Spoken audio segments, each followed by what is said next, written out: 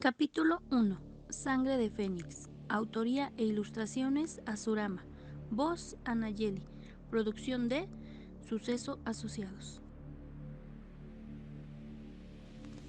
Katia se muda a un pequeño pueblo con la esperanza de recuperar las ganas de vivir, pero pierde su libertad a manos de un extraño que tiene una fijación por su sangre, la cual huele a tristeza.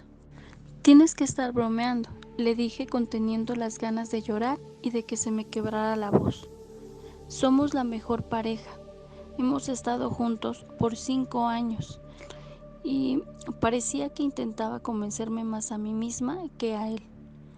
Deja de decir eso y no estoy bromeando. Ya te lo dije, esto se terminó.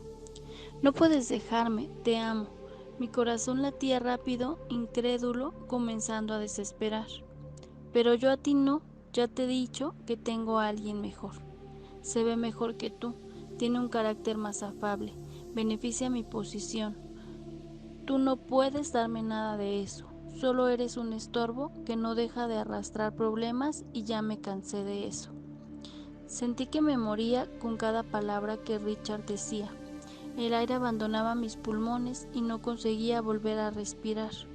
Un calor extraño invadía mi cuerpo de forma extremadamente incómoda, como si los fuegos del infierno me asaran lentamente. Y experimentaba un extraño mareo. Llevé una mano a la cabeza, intentando calmarlo e intentando procesar toda la información que él me daba.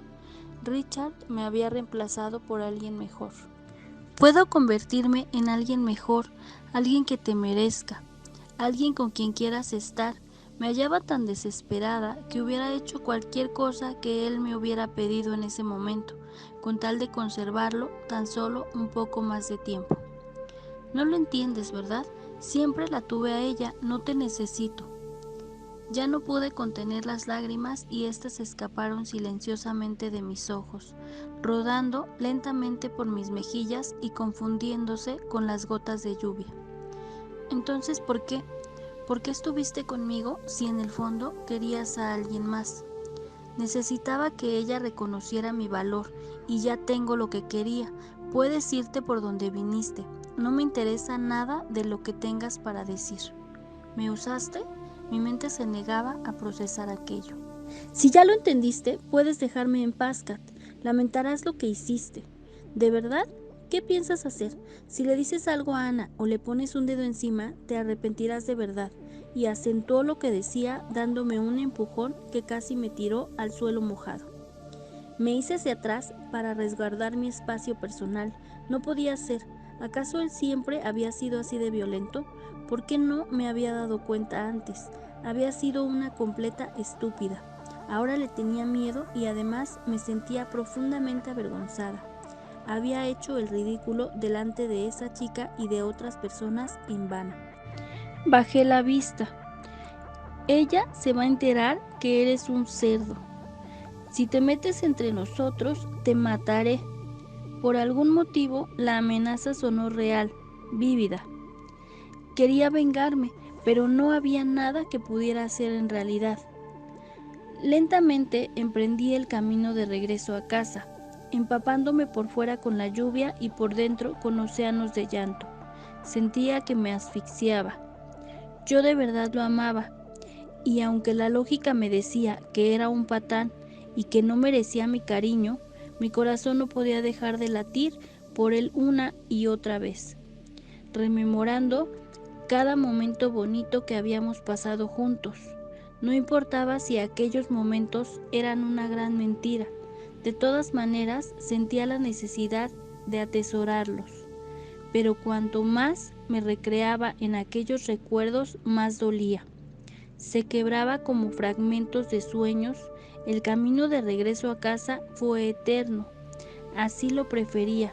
Quería alejarme ahora en vez de esperar otro autobús y aguantar el bullicio de la gente dentro del vehículo.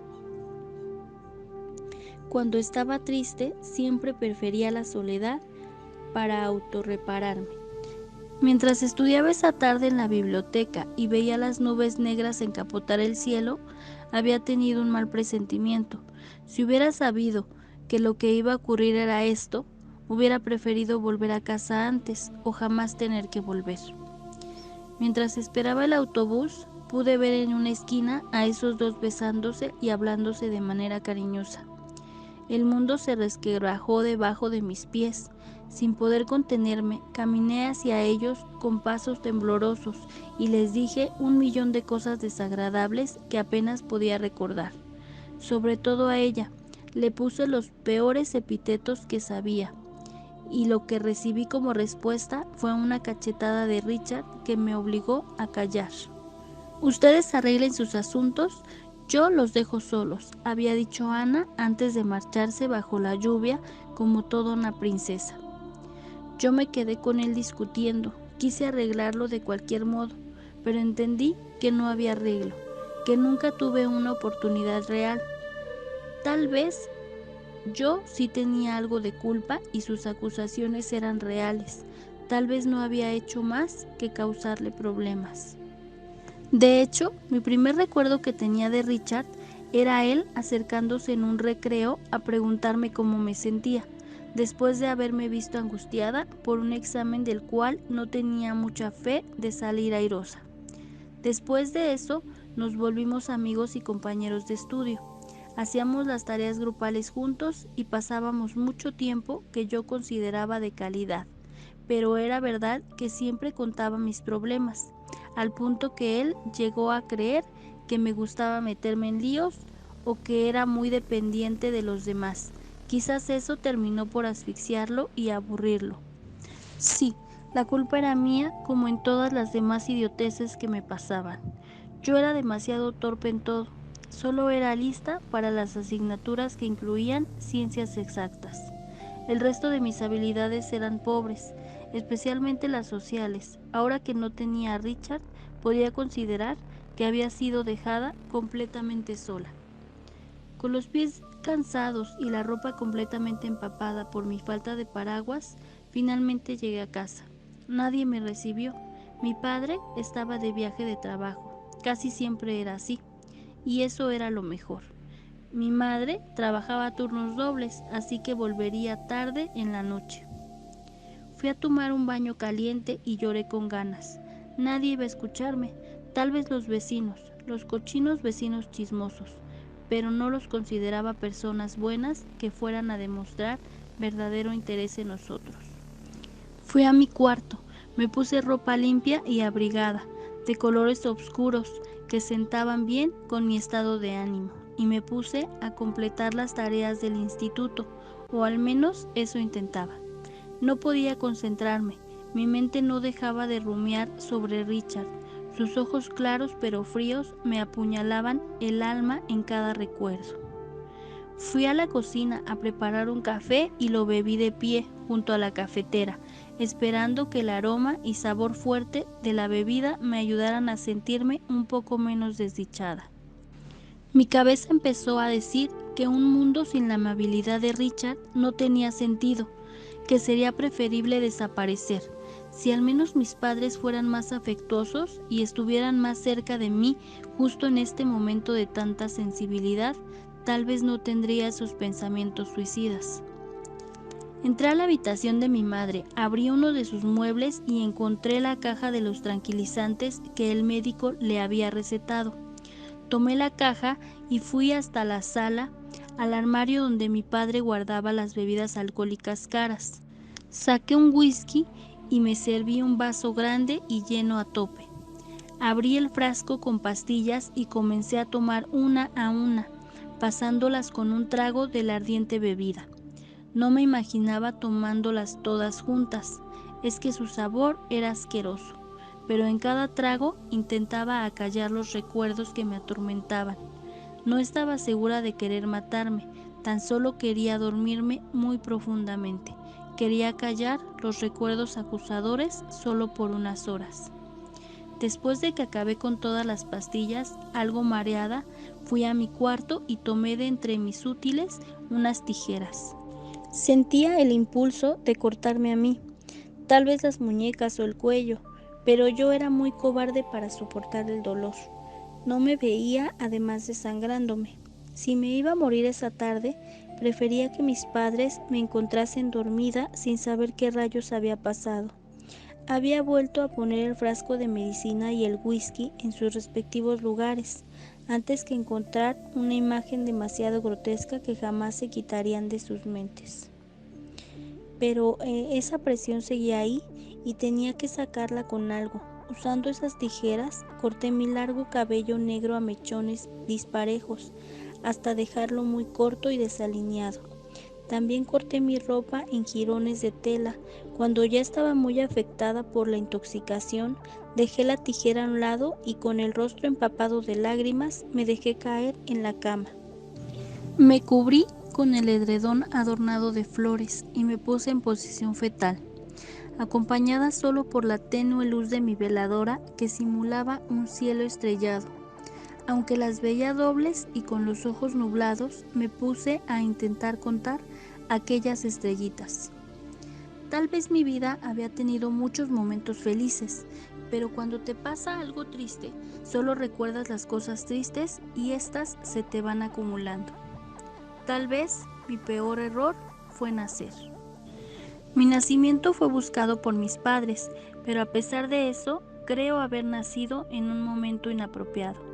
Mi madre tenía problemas para concebir debido a que adquirió una enfermedad abortiva. Esta le producía abortos espontáneos. Lo máximo que llevó a término fue un embarazo de 6 meses, pero su vientre no pudo contener más al niño. Este nació con vida tras muchos cuidados, pero acabó falleciendo en terapia por falta de maduración en sus pulmones. Tras este incidente, mi madre entró en una profunda tristeza y pienso que en realidad jamás superó la muerte de su primogénito. Pensaba en él todo el tiempo, aunque no quisiera reconocerlo, y lo llamaba su ángel, el que lo protegía desde el cielo. Para contrarrestar su pena, se volcó absolutamente al trabajo y a iniciar de inmediato un tratamiento para concebir de nuevo. Si hubiera hecho un periodo de duelo, tal vez hubiera sido otro el resultado, pero su meta en la vida parecía ser tener muchos hijos, al menos 4. No parecía importarle que fuera bastante mayor o que tuviera problemas de salud. Lo que hizo fue enfermarse más, tanto física como mentalmente, pero logró su caprichito. Concibió otra criatura y llevó otro embarazo de apenas 6 meses. Esta vez fui yo quien nació. Padecí de enfermedades extrañas de la sangre, ni bien llegar al mundo. Tuvieron que drenarme completamente de sangre y transfundirme la sangre de otra persona para salvarme la vida. Para mi desgracia esto funcionó y completé el peso ideal para salir de la máquina incubadora, que me mantuvo en calidez. Mi mayor recuerdo de ese tiempo era una cajita musical que reproducía la canción Rema Rema sin parar, la cual me hacía compañía durante la terapia. Mi madre cuidó mucho tiempo de mí los primeros años, como si fuera un tesoro, pero su depresión fue más grande que ella y pronto volvió a trabajar excesivamente cantidades de horas. Me dejaba a cargo de niñeras mientras viajaba por trabajo, a capacitaciones o simplemente para completar agendas muy apretadas. Creo que ella lo hacía por su deseo de no pensar y no la culpo. Los recuerdos feos pueden ser terribles monstruos, pero el resultado fue una infancia muy solitaria. Mi padre estaba todavía menos presente que ella. Su trabajo le exigía viajar todavía más. Además, él se había tomado la incapacidad de mi madre de darle un hijo varón como una especie de maldición, y el resultado fue violencia contra ella y contra mí. Su ausencia no sentaba mejor. Cuando crecí, siempre estuve rodeada de personas mayores de la edad de mis padres, a veces niñeras, a veces tíos, a veces amigos de la familia o colegas de sus respectivos trabajos. Los vecinos de mi calle no tenían niños de la misma edad que yo, o eran muy mayores, adolescentes o eran bebés, así que mientras crecía no tuve con quién jugar o aprender a socializar. Tal vez en la guardería o en el jardín de infantes, pero muy pronto se me quitaron esas ganas de ser una niña activa. Las encargadas de esos lugares eran crueles con los pequeños y pronto aprendí que ser una niña quieta y muy silenciosa era el mejor modo de salvarse de sus castigos y empujones. Como consecuencia, mi mayor recuerdo de infancia es estar sola en un rincón, observando cómo los otros se divertían, o estar leyendo libros en algún sitio silencioso, ya que aprendí a leer a una edad muy temprana debido a la abundancia de libros en casa. Durante todo mi crecimiento, las series animadas y los libros fueron toda mi compañía. Otros chicos encontraban aburridas mis maneras de jugar y con frecuencia me dejaban sola o se burlaban de mí. Algunos directamente me trataban mal físicamente.